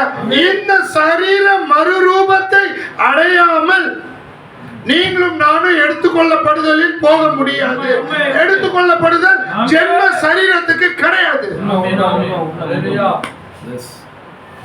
இன்னைக்கு நம்ம கவனம் எதில் மேல் இருக்க வேண்டுமோ அதை விட்டு விட்டு இன்றைக்கு அநேக காரியங்கள் மீது நம்முடைய கவனம் போய்கொண்டிருக்கு. சாராளுக்கும் ஆபிரகாமுக்கும் ஒரு சரீர மறுரூபம் தேவைப்படும் என்றால் அந்த வாக்குத்தத்தம் பண்ணப்பட்ட குமாரனாகிய கர்த்தராகிய இயேசு கிறிஸ்துவை நாம் பெற்றுக்கொள்வதற்கும் நமக்கு ஒரு சரீர உருமாற்றம் தேவை. 90 வயசு கிழவி ஒரு எகிப்தின் ராஜா திருமணம் செய்வதற்கு தகுதியான ஒரு வாலிப பெண்ணாய் மாறி இருந்தாள். ஆமென். இவன் என்ன செஞ்சான்? ஒண்ணுமே செய்யல. ஒரு ரதத்தை அனுப்பிச்சு சாராளை கொண்டு வந்து அரண்மனையில வச்சுட்டான். ஆமென். அவன் மேல எந்த தப்புமே இல்லை. நைட்டு அவன் தூங்கும் போது இந்த மகத்தான தேவன் அவனை தூங்க விடல. அல்லேலூயா. நம் மீது தேவன் கொண்டிருக்கிற அக்கறையை பாருங்க. தீர்க்கதரிசி சொல்றாரு, ஆபிரகாம் ஒரு பொய்யன் தான், ஆபிரகாம் ஒரு தில்லுமுள்ளுக்காரன் தான். ஆபிரகாம் விசுவாசிகளின் தகப்பன் என்று அவன் அழைக்கப்பட்ட போதிலும் அவன் அவிசுவாசமான காரியங்களை பண்ணினது உண்மைதான். ஆமென். ஆனா அங்க என்ன நடந்துச்சுன்னா, தேவன் அவன் தூக்கத்தை கெடுத்து, என்ன வேலை பண்ணிருக்க நீ? என்னுடைய மகளை கொண்டு வந்து இங்க சிறை வச்சிருக்க நீ. அவ யார் தெரியுமா? என் தீர்க்கதரிசியின் மனைவி என்று சொன்னார். என் தாசனுடைய மனைவியை கொண்டு வந்து நீ இங்க அரண்மனையில வச்சிருக்கிற மகனை தொலைச்சிடுவான் உன்னை. உண்மைதான், உண்மைதான். இதே அக்கறை இந்த தேவன் உங்கள் மீது என் மீது வைத்திருக்கிறார். உங்களை என்ன ஒருத்தன் தொட்டா அவன் கெட்டான். அவன் ஜாக்கிரதையா இருந்து நம்மளை விட்டு ஒதுங்கிட்டானா நல்லது. நம்மளை தொல்லைப்படுத்துறோன்னு நமக்குள்ள இருக்கிற கிறிஸ்துவ அவன் டச் பண்ணிட்டான், முடிஞ்சு போச்சு. ஆமென். தொலைச்சிடுவனை என்ன வேலை பண்ண? ஆனா அபிமெலேக்கு என்ன சொன்ன? ஆண்டவரே, என் மேல என்னங்க தப்பு? அவன் ஆபிரகாமு அவன் போய் சொன்னான், என் தங்கச்சின்னு சொன்னான். ஆபிரகாம நான் மச்சான் ஆக்கிக்கலான்னு பார்த்தேன். என் மேல என்னங்க தப்பு? ஏன்? அதனால தான் ஆண்டவர் சொன்னான், அதனால தான் உன்னை உயிரோட விட்டு வைக்கிறேன். அல்லேலூயா. உத்தம இஸ்ரவேலருக்காக நல்லவராகத்தான் இருக்கிறார் பிரியமானவர்களே. சொன்னாரா, உன் மேல தப்பு இல்லைன்றனால தான் உன்னை உயிரோடு விட்டு வச்சிருக்கேன். இவன் என்ன செய்யறான்? அபிமெலேக்கு ஆபிரகாம குற்றப்படுத்துறான், பொய்க்காரன், பொய் சொல்லி என்னை ஏமாத்திட்டான். அப்போ தேவன் சொன்னாராங்க, அதுதான் இந்த ராபோஜன ஆராதனையின் மைய பொருளுங்க. தேவன் சொன்னாரா, பொய் சொன்னால் அவன் என் தீர்க்கதரிசின்னு சொன்னாரா? பொய் சொன்னால் அவன் என் மகன். அல்லேலூயா. தில்லுமுள்ளு பண்ணாலும் ஆபிரகாம் நான் தெரிந்து கொண்ட என்னுடைய தாசன்றான். மரியாதையா கல்லாம் சூடு. ஆமே. காலையில அபிமெலேக்கு கூப்பிட்டுட்டு, என்ன வேலைடா செஞ்ச? நீ எந்த தெய்வத்தை கும்பிடுறடா? நைட்டெல்லாம் அந்த தெய்வம் என்ன தூங்க விடலடா. அல்லேலூயா. அன்பான என் சகோதரிய சகோதரியே, இந்த ஆபிரகாமும் சாராளும் பெற்றுக்கொண்ட இந்த சரீர மறுரூபம் எங்க தெரியுமா கிடைச்சிச்சு? அவர்கள் தங்கள் கூடாரத்திலே தங்கள் தேவனோடு அவர்கள் ஐக்கியம் கொண்டாங்க இல்லையா? அவரோடு கூட ஒன்றாய் அமர்ந்து ஒருவருக்கு ஒருவர் போஜனத்தை புசித்தார்கள் இல்லையா? அங்க உருவான இந்த உருமாற்றம். அல்லேலூயா. மறு உற்பவ திட்ட காலத்துல நான் மீண்டும் உன்னிடத்துக்கு வருவேன், ஒரு குமாரன் உனக்கு உண்டாயிருப்பான். மறுபடியும் அவர் வந்ததா நம்ம எங்கேயுமே படிக்கல. இந்த ரகசியம் என்ன தெரியுமா? அந்த மகத்தான ஏலோயிமே, இந்த மகத்தான தேவனே அந்த வாக்குத்தத்தம் பண்ணப்பட்ட குமாரனாய் ஆபிரகாமுக்காக அவர் வந்தார். அல்லேலூயா. அதனால தான் ஈசாக்குடைய வாழ்க்கையை நீங்க பாருங்க.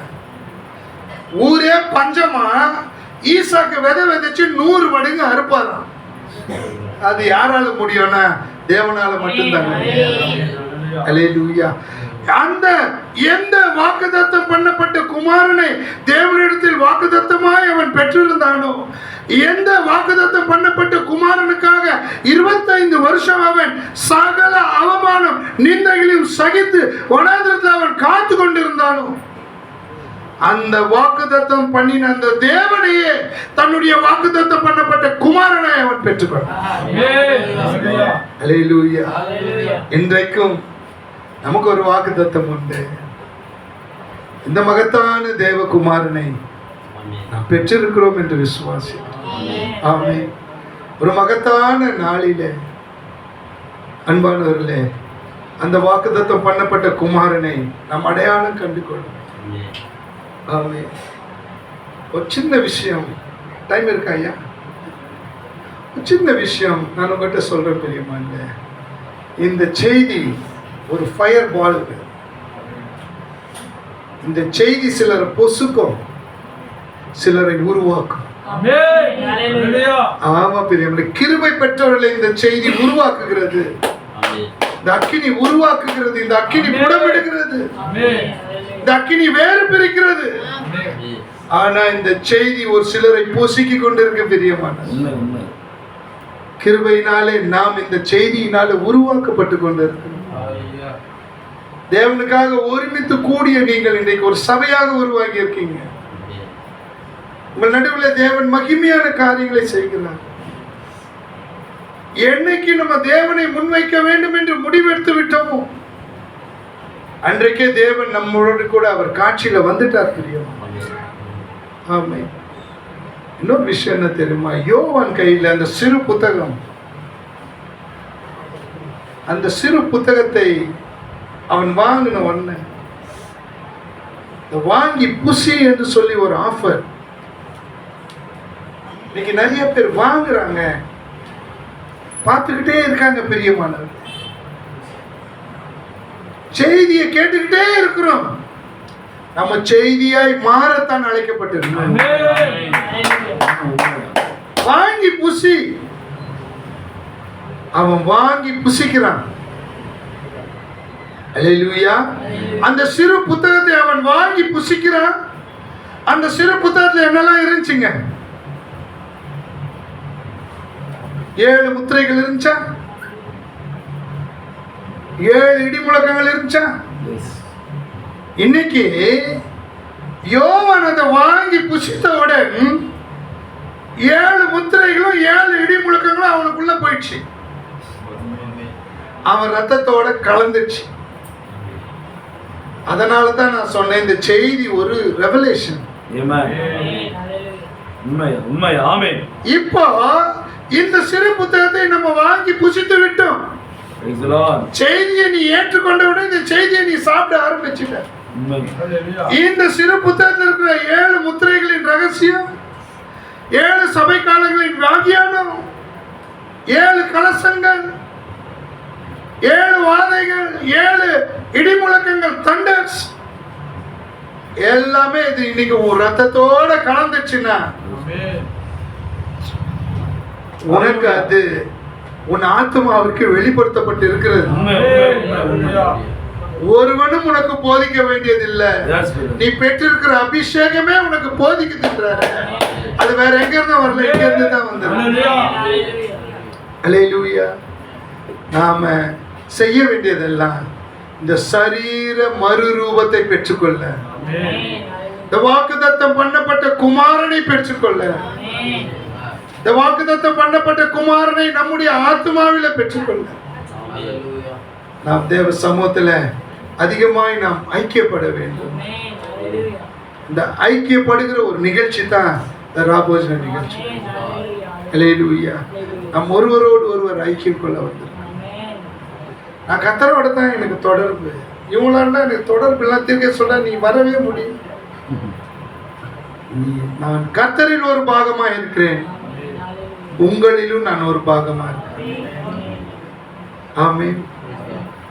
இந்த உணர்வுக்குள்ள நம்ம வரணும். தெரியும், நாம் மெய்யாக போஜனம் பண்ண ஐக்கியம் கொள்ள தேவ சமூகத்துல நம்ம வந்திருக்கிறோம்.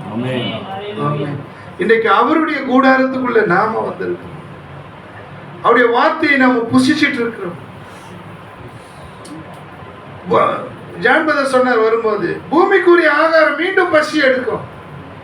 ஆனா தேவனுடைய ஆகாரத்தை மாடு அசை போடுறத போல இருதயத்துல வச்சு நம்ம சாப்பிட்டு சுவைச்சுக்கிட்டே இருக்கலாம், மென்னுக்கிட்டே இருக்கலாம். அல்லேலூயா. நம்முடைய ஆத்துமா இந்த செய்தியில தான் உயிர் வாழுது. ஆமா, இந்த செய்தியையே புசித்து செய்தியிலே நம்ம வாழ்ந்துட்டு இருக்கோம். லோத்தின் நாட்களில் நடந்தது போலவே மனுஷகுமாரன் வெளிப்படும் நாட்களில், மனுஷகுமாரன் வெளிப்பட்ட நாட்களில் நாம் வாழ்ந்து கொண்டிருக்கோம். ஆமென். அன்பானவர்களே, உலகத்தார் ஆமா இன்னைக்கு லோத்து நாட்களின் மகத்தான ஒரு அடையாளம் என்ன இருக்கு? சில கன்ஸ்ட்ரக்ஷன், கட்டடம், திருமண பக்கம்லாம் கட்டடம் தான். சென்னை பட்டணத்துக்குள்ள கட்டணம் கட்டுறது நியாயம் தான். எங்க ஊருக்கு வந்தீங்கன்னா கட்டிட்டு இருக்கோம். ஆமென். சென்னை நகரம் விரிந்து கொண்டே இருக்கு. இப்போ ஜனங்களுடைய கவனம் எல்லாமே கட்டடத்தின் மீது இருக்கு. நம்முடைய கவனமோ நாம் போய் சேர வேண்டிய இடத்தின் மீது இருக்கு. நாம் இந்த தேசத்துக்கு உரியவர்கள் அல்ல.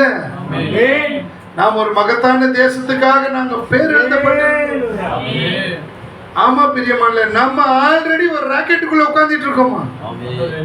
இருக்க சொல்றாரு, இயேசு கிறிஸ்து என்கிற ராக்கெட்டுக்குள்ள தேவன் உங்களை உட்கார வச்சிருக்காரு. அவருக்குள்ள அந்த ராக்கெட்டுக்குள்ள போய் உங்களுக்கு அந்த விமானத்துல ஏற்படக்கூடிய அந்த அசௌகரியங்கள் வராதபடி, ஃபிளைட் சிக் வராதபடிக்கு நீ உன்னை அக்ளைமேட்டைஸ் பண்ணிக்கோ. அது எப்படி அந்த பிரயாணத்துல நீ போறிய அதற்கான பயிற்சி எடு. ஆமென். தேவன் இந்த கவுண்ட் டவுன் ஸ்டார்ட் பண்ணிட்டாரு. 1963ல கவுண்ட் டவுன் ஸ்டார்ட். ஆமென். ஆமென். ஆமென்.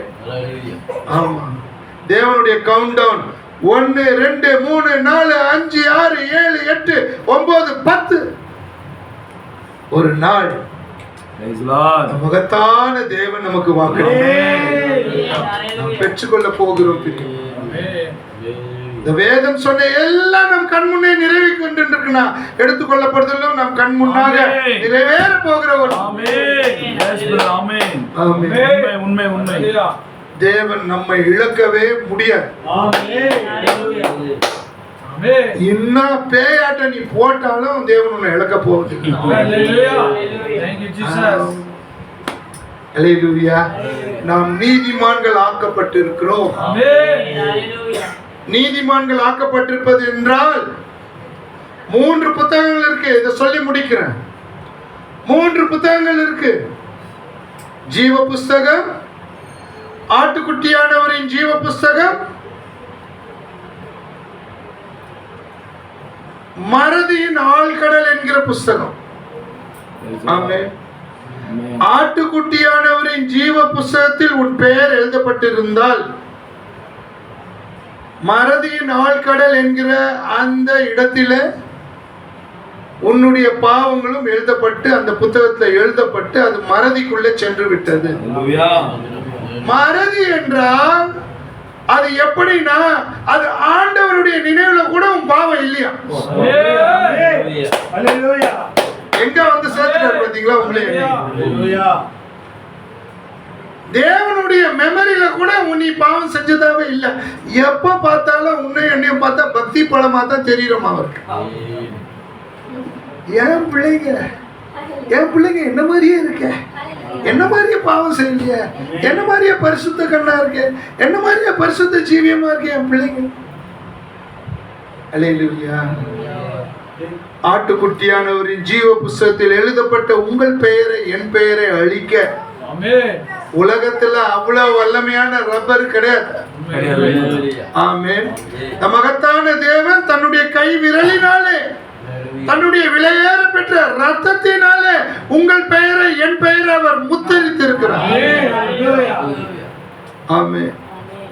நாம் நீதிமான்கள் ஆக்கப்பட்டிருக்கிறோம், பரிசுத்தமாக்கப்பட்டிருக்கிறோம். மகிமைக்குள்ளே நாம் கடந்து செல்ல போகிறோம். ஆமென். இதுக்கு நடுவுல நம்மை ஒரு விசை இக்காலத்தின் வெளிச்சத்தை நம்மை சீர்தூக்கி பார்த்து கொள்ள ஒரு அருமையான மாலை வேளையை தேவன் நமக்கு தந்திருக்கிறார். நம்ம செய்ய வேண்டியது ஒண்ணுமே இல்லை. இந்த பந்திக்கு வரதுக்கு முன்னாடி தேங்க்யூ லார்ட், ஏசப்பா நன்றின்னு சொல்லுங்க. ஒரு நன்றி உள்ள இருதயம் உள்ளவர்களா இந்த பந்தியில நீங்களும் நானும் பங்கு பெற வேண்டும். ஆமென். ஆமா, நான் இவரை பார்க்கலாம் சிறந்தவர், நான் இவங்களை பார்க்கலாம் மேலானவங்க, இது இல்ல. இந்த கிறிஸ்துவின் சரீரத்தில் நம்ம எல்லோரும் சமமாக இருக்கிறோம். 40 வருஷம் செய்தியில் இருக்கிற நானும் ஒண்ணுதான், 4 நாளைக்கு முன்னால செய்தியை ஏற்றுக்கொண்டவங்களும் ஒண்ணுதான். எல்லாருக்கும் ஒரே கூலிய, ஒரே நித்திய ஜீவன் அவர் கிருபையாய் அவர் தந்திருக்கிறார். அல்லேலூயா. இன்னைக்கு தேவனுடைய வாசஸ்தலம் மனிதர்கள் நடுவில் இருக்கு. அன்று ராத்திரியில் அந்த அப்பத்தை எடுத்து தன் சீஷர்களுக்கு பிட்டு கொடுத்த அந்த தேவன் இன்றைக்கு நம் நடுவில் அவர் இருக்கார். ஆமென். இதுதான் இந்த மகத்தான தேவனுடைய கிருபை. நிச்சயம் நாம நம்முடைய இலக்கை அடைவோம். ஆமென். நம்முடைய இலக்கின் மீது நம்ம கவனமாய் இருக்கலாம். நாம் அதை இழக்க முடியாது, உண்மைதான். ஆனா அதே நேரத்துல நாம் ஜாக்கிரதை உள்ளவர்களாய், மன உளைச்சல் இல்லாதவர்களாய், நமக்கென்று கொடுக்கப்பட்ட நம்முடைய ஸ்தானத்துல நின்று கர்த்தர் நம்மை எதை செய்ய தம்பி அழகா சொன்ன, விசுவாசியா கடைசி வரைக்கும் இருக்கணும்னா இருந்துட்டு போறேன். அழகு, அதுதான் அழகு. தேவனே, நான் என்னவா இருக்க நீர் விரும்புகிறேன். ஆண்டவரே, நான் இந்த மாவட்ட கலெக்டரா இருக்க விரும்புறேன் இல்ல. தேவனே, நான் என்னவா இருக்க விரும்புகிறேன். இருக்க சொல்ற மாதிரி தேவன் உன்னை மிதியடியா இருக்க விரும்பினார். இந்த உலகத்திலேயே தலை சிறந்த மிதியடி நான் தான். ஆமென். ஆகவே பிரியமானவர்களே, இந்த சரீர மறுரூபம் நம்ம அதிகமா பேச வேண்டிய ஒன்று. இதை நம்ம குறைவா பேசிக்கொண்டிருக்கோம். இதைத்தான் நம்ம அதிகமாய் நம்ம சிந்திக்கணும். நான் எப்படி எப்படி இந்த மறுரூபமாக்கப்படுதலை பெற்றுக்கொள்ள போகிறேன். நான் பறந்து போவதற்கு தேவையான, எடுத்துக்கொள்ளப்படுவதற்கான விசுவாசம், எடுத்துக்கொள்ளப்படுவதற்கான கிருபை, எடுத்துக்கொள்ளப்படுவதற்கான வல்லமை, இதை நான் எப்படி பெற்றுக்கொள்ள முடியும்? அல்லேலூயா. பிலிப்பியர் 4ஆம் அதிகாரத்துல பவுல் சொல்றான், சிந்திச்சுக்கிட்டே இரு, சிந்திச்சுக்கிட்டே இரு. தரித்திரமானதை சிந்திக்காத, நல்லது சிந்தி. கற்புள்ளவர்கள் எவ்வளோ, ஒழுக்கமுள்ளவர்கள் எவ்வளோ, யோகியமானவர்கள் எவ்வளோ, புண்ணியம் எதுவோ, புகழ் எதுவோ, அதையே சிந்திச்சுட்டு இரு. பவுல் என்ன சொல்ல வர்றாருன்னா, கற்பனை பண்ணி பாருன்றான். யோகியமா இருக்கிறது எப்படின்னு கற்பனை பண்ணி பாரு, நீ யோகியமா இருப்ப. நல்லவனா இருக்கிறது எப்படின்னு சிந்திச்சு பாரு, நீ நல்லவனா இருப்ப. எடுத்துக்கொள்ளப்படுதல போறத குறிச்சு நீ சிந்திச்சு பார்த்துக்கிட்டே இரு. கற்பனை பண்ணிட்டு நீ எதை உன் விசுவாசத்தினாலே கற்பனை செய்து பார்க்கிறாயோ அதை உன் கரத்தில் கொடுக்க தேவன் வல்லவராய் இருக்கிறார். பாசிட்டிவா திங்க் பண்ணலாம், நெகட்டிவா ஏன் திங்க் பண்ண. அல்லேலூயா. சாத்தான் நெகட்டிவிட்டியை நம்ம இருதயத்துல கொண்டு வருவான். நம்ம பாசிட்டிவா திங்க் பண்ண நம்ம தேவ சமூகத்துல நம்ம ஒப்போடுக்கலாம். இந்த மாலை வேளையில உங்களோடு கூட இந்த ஒரு எளிய தியானத்தை நான் ஷேர் பண்ண கர்த்தர் கிருபை தந்தார். இந்த நல்ல தருணத்துக்காக நான் கர்த்தருக்கு நன்றி செலுத்துகிறேன். நான் அதிக நேரத்தை எடுத்துக்கொண்டு தான் என்ன மன்னிங்க, ஏனென்றால் இது வேகமாய் செய்ய வேண்டிய ஒரு சாக்கம். ஆமென். இது துரிதமாய் செய்யணும். இதை நம்ம நேரம் கடத்தக்கூடாது. இந்த மாலை வேளையில உங்களோடு கூட இந்த கர்த்தரின் பந்தியை அனுசரிப்பதில் நான் மிகவும் ஒரு பாக்கியம் உள்ளவனாய் நான் கருதுகிறேன். நம்ம தொடர்ந்து கர்த்தருக்காக ஓடணும்.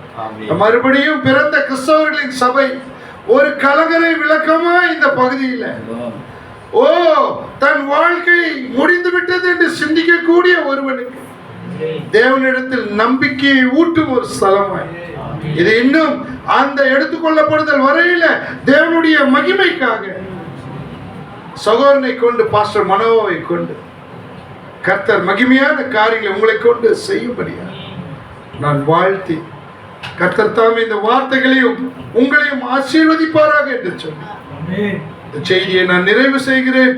கர்த்தருடைய நாமம் மகிமைப்படுவதாக. ஆமென்.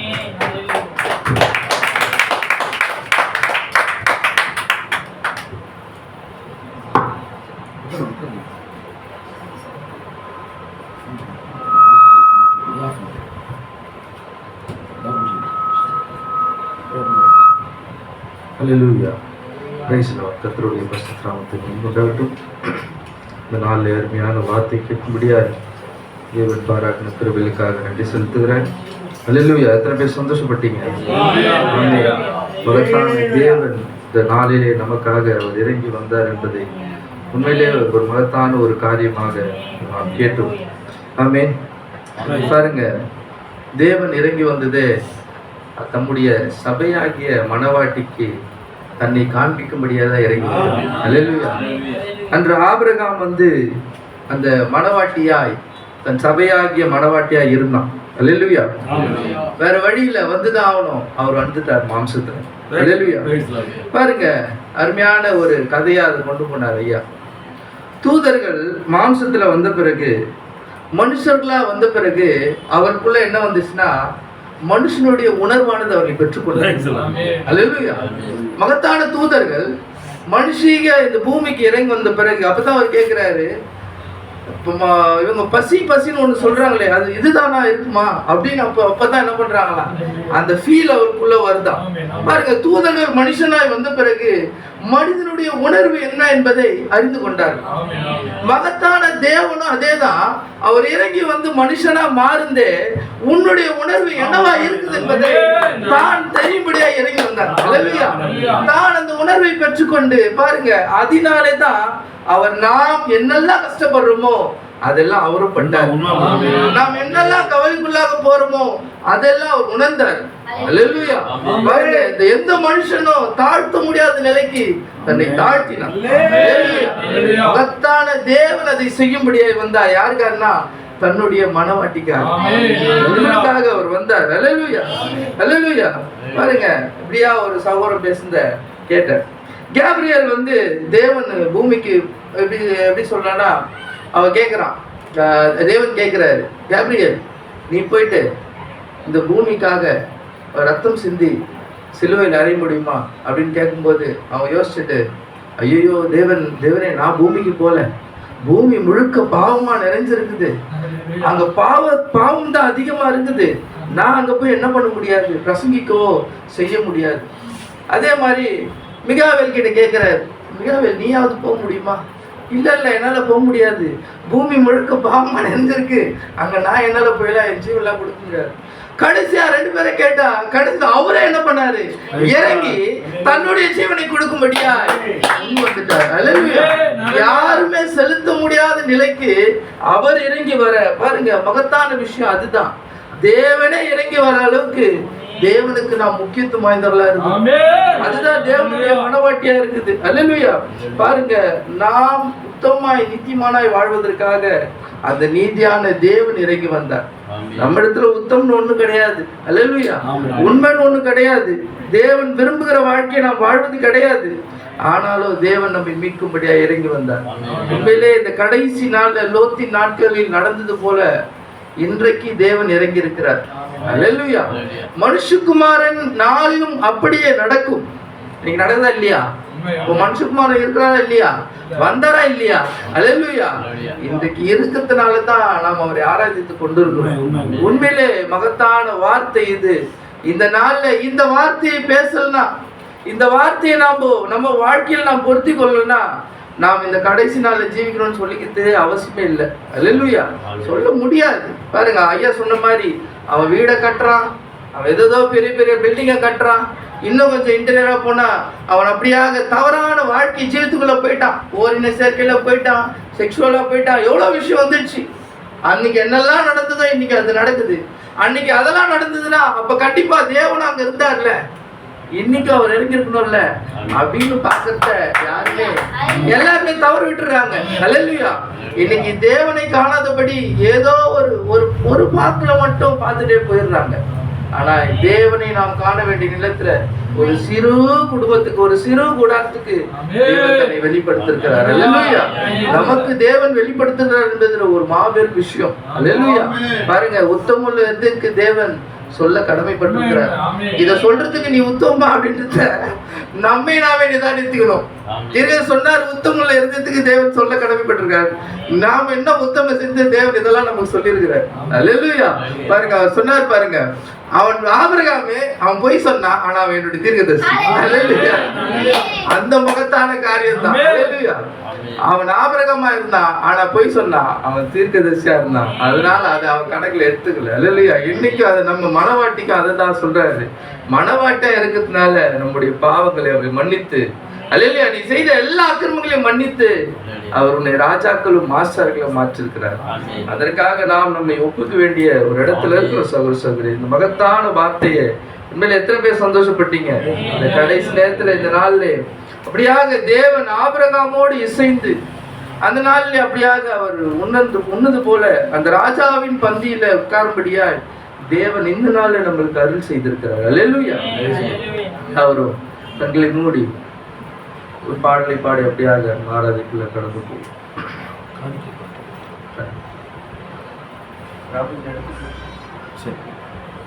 நம்ம ராபோசனுக்காக நம்ம தயாராகவும் சொல்லி பாடலை அப்படியாக பாடுவோம். பாவிக்கு புகலிடம் இயேசு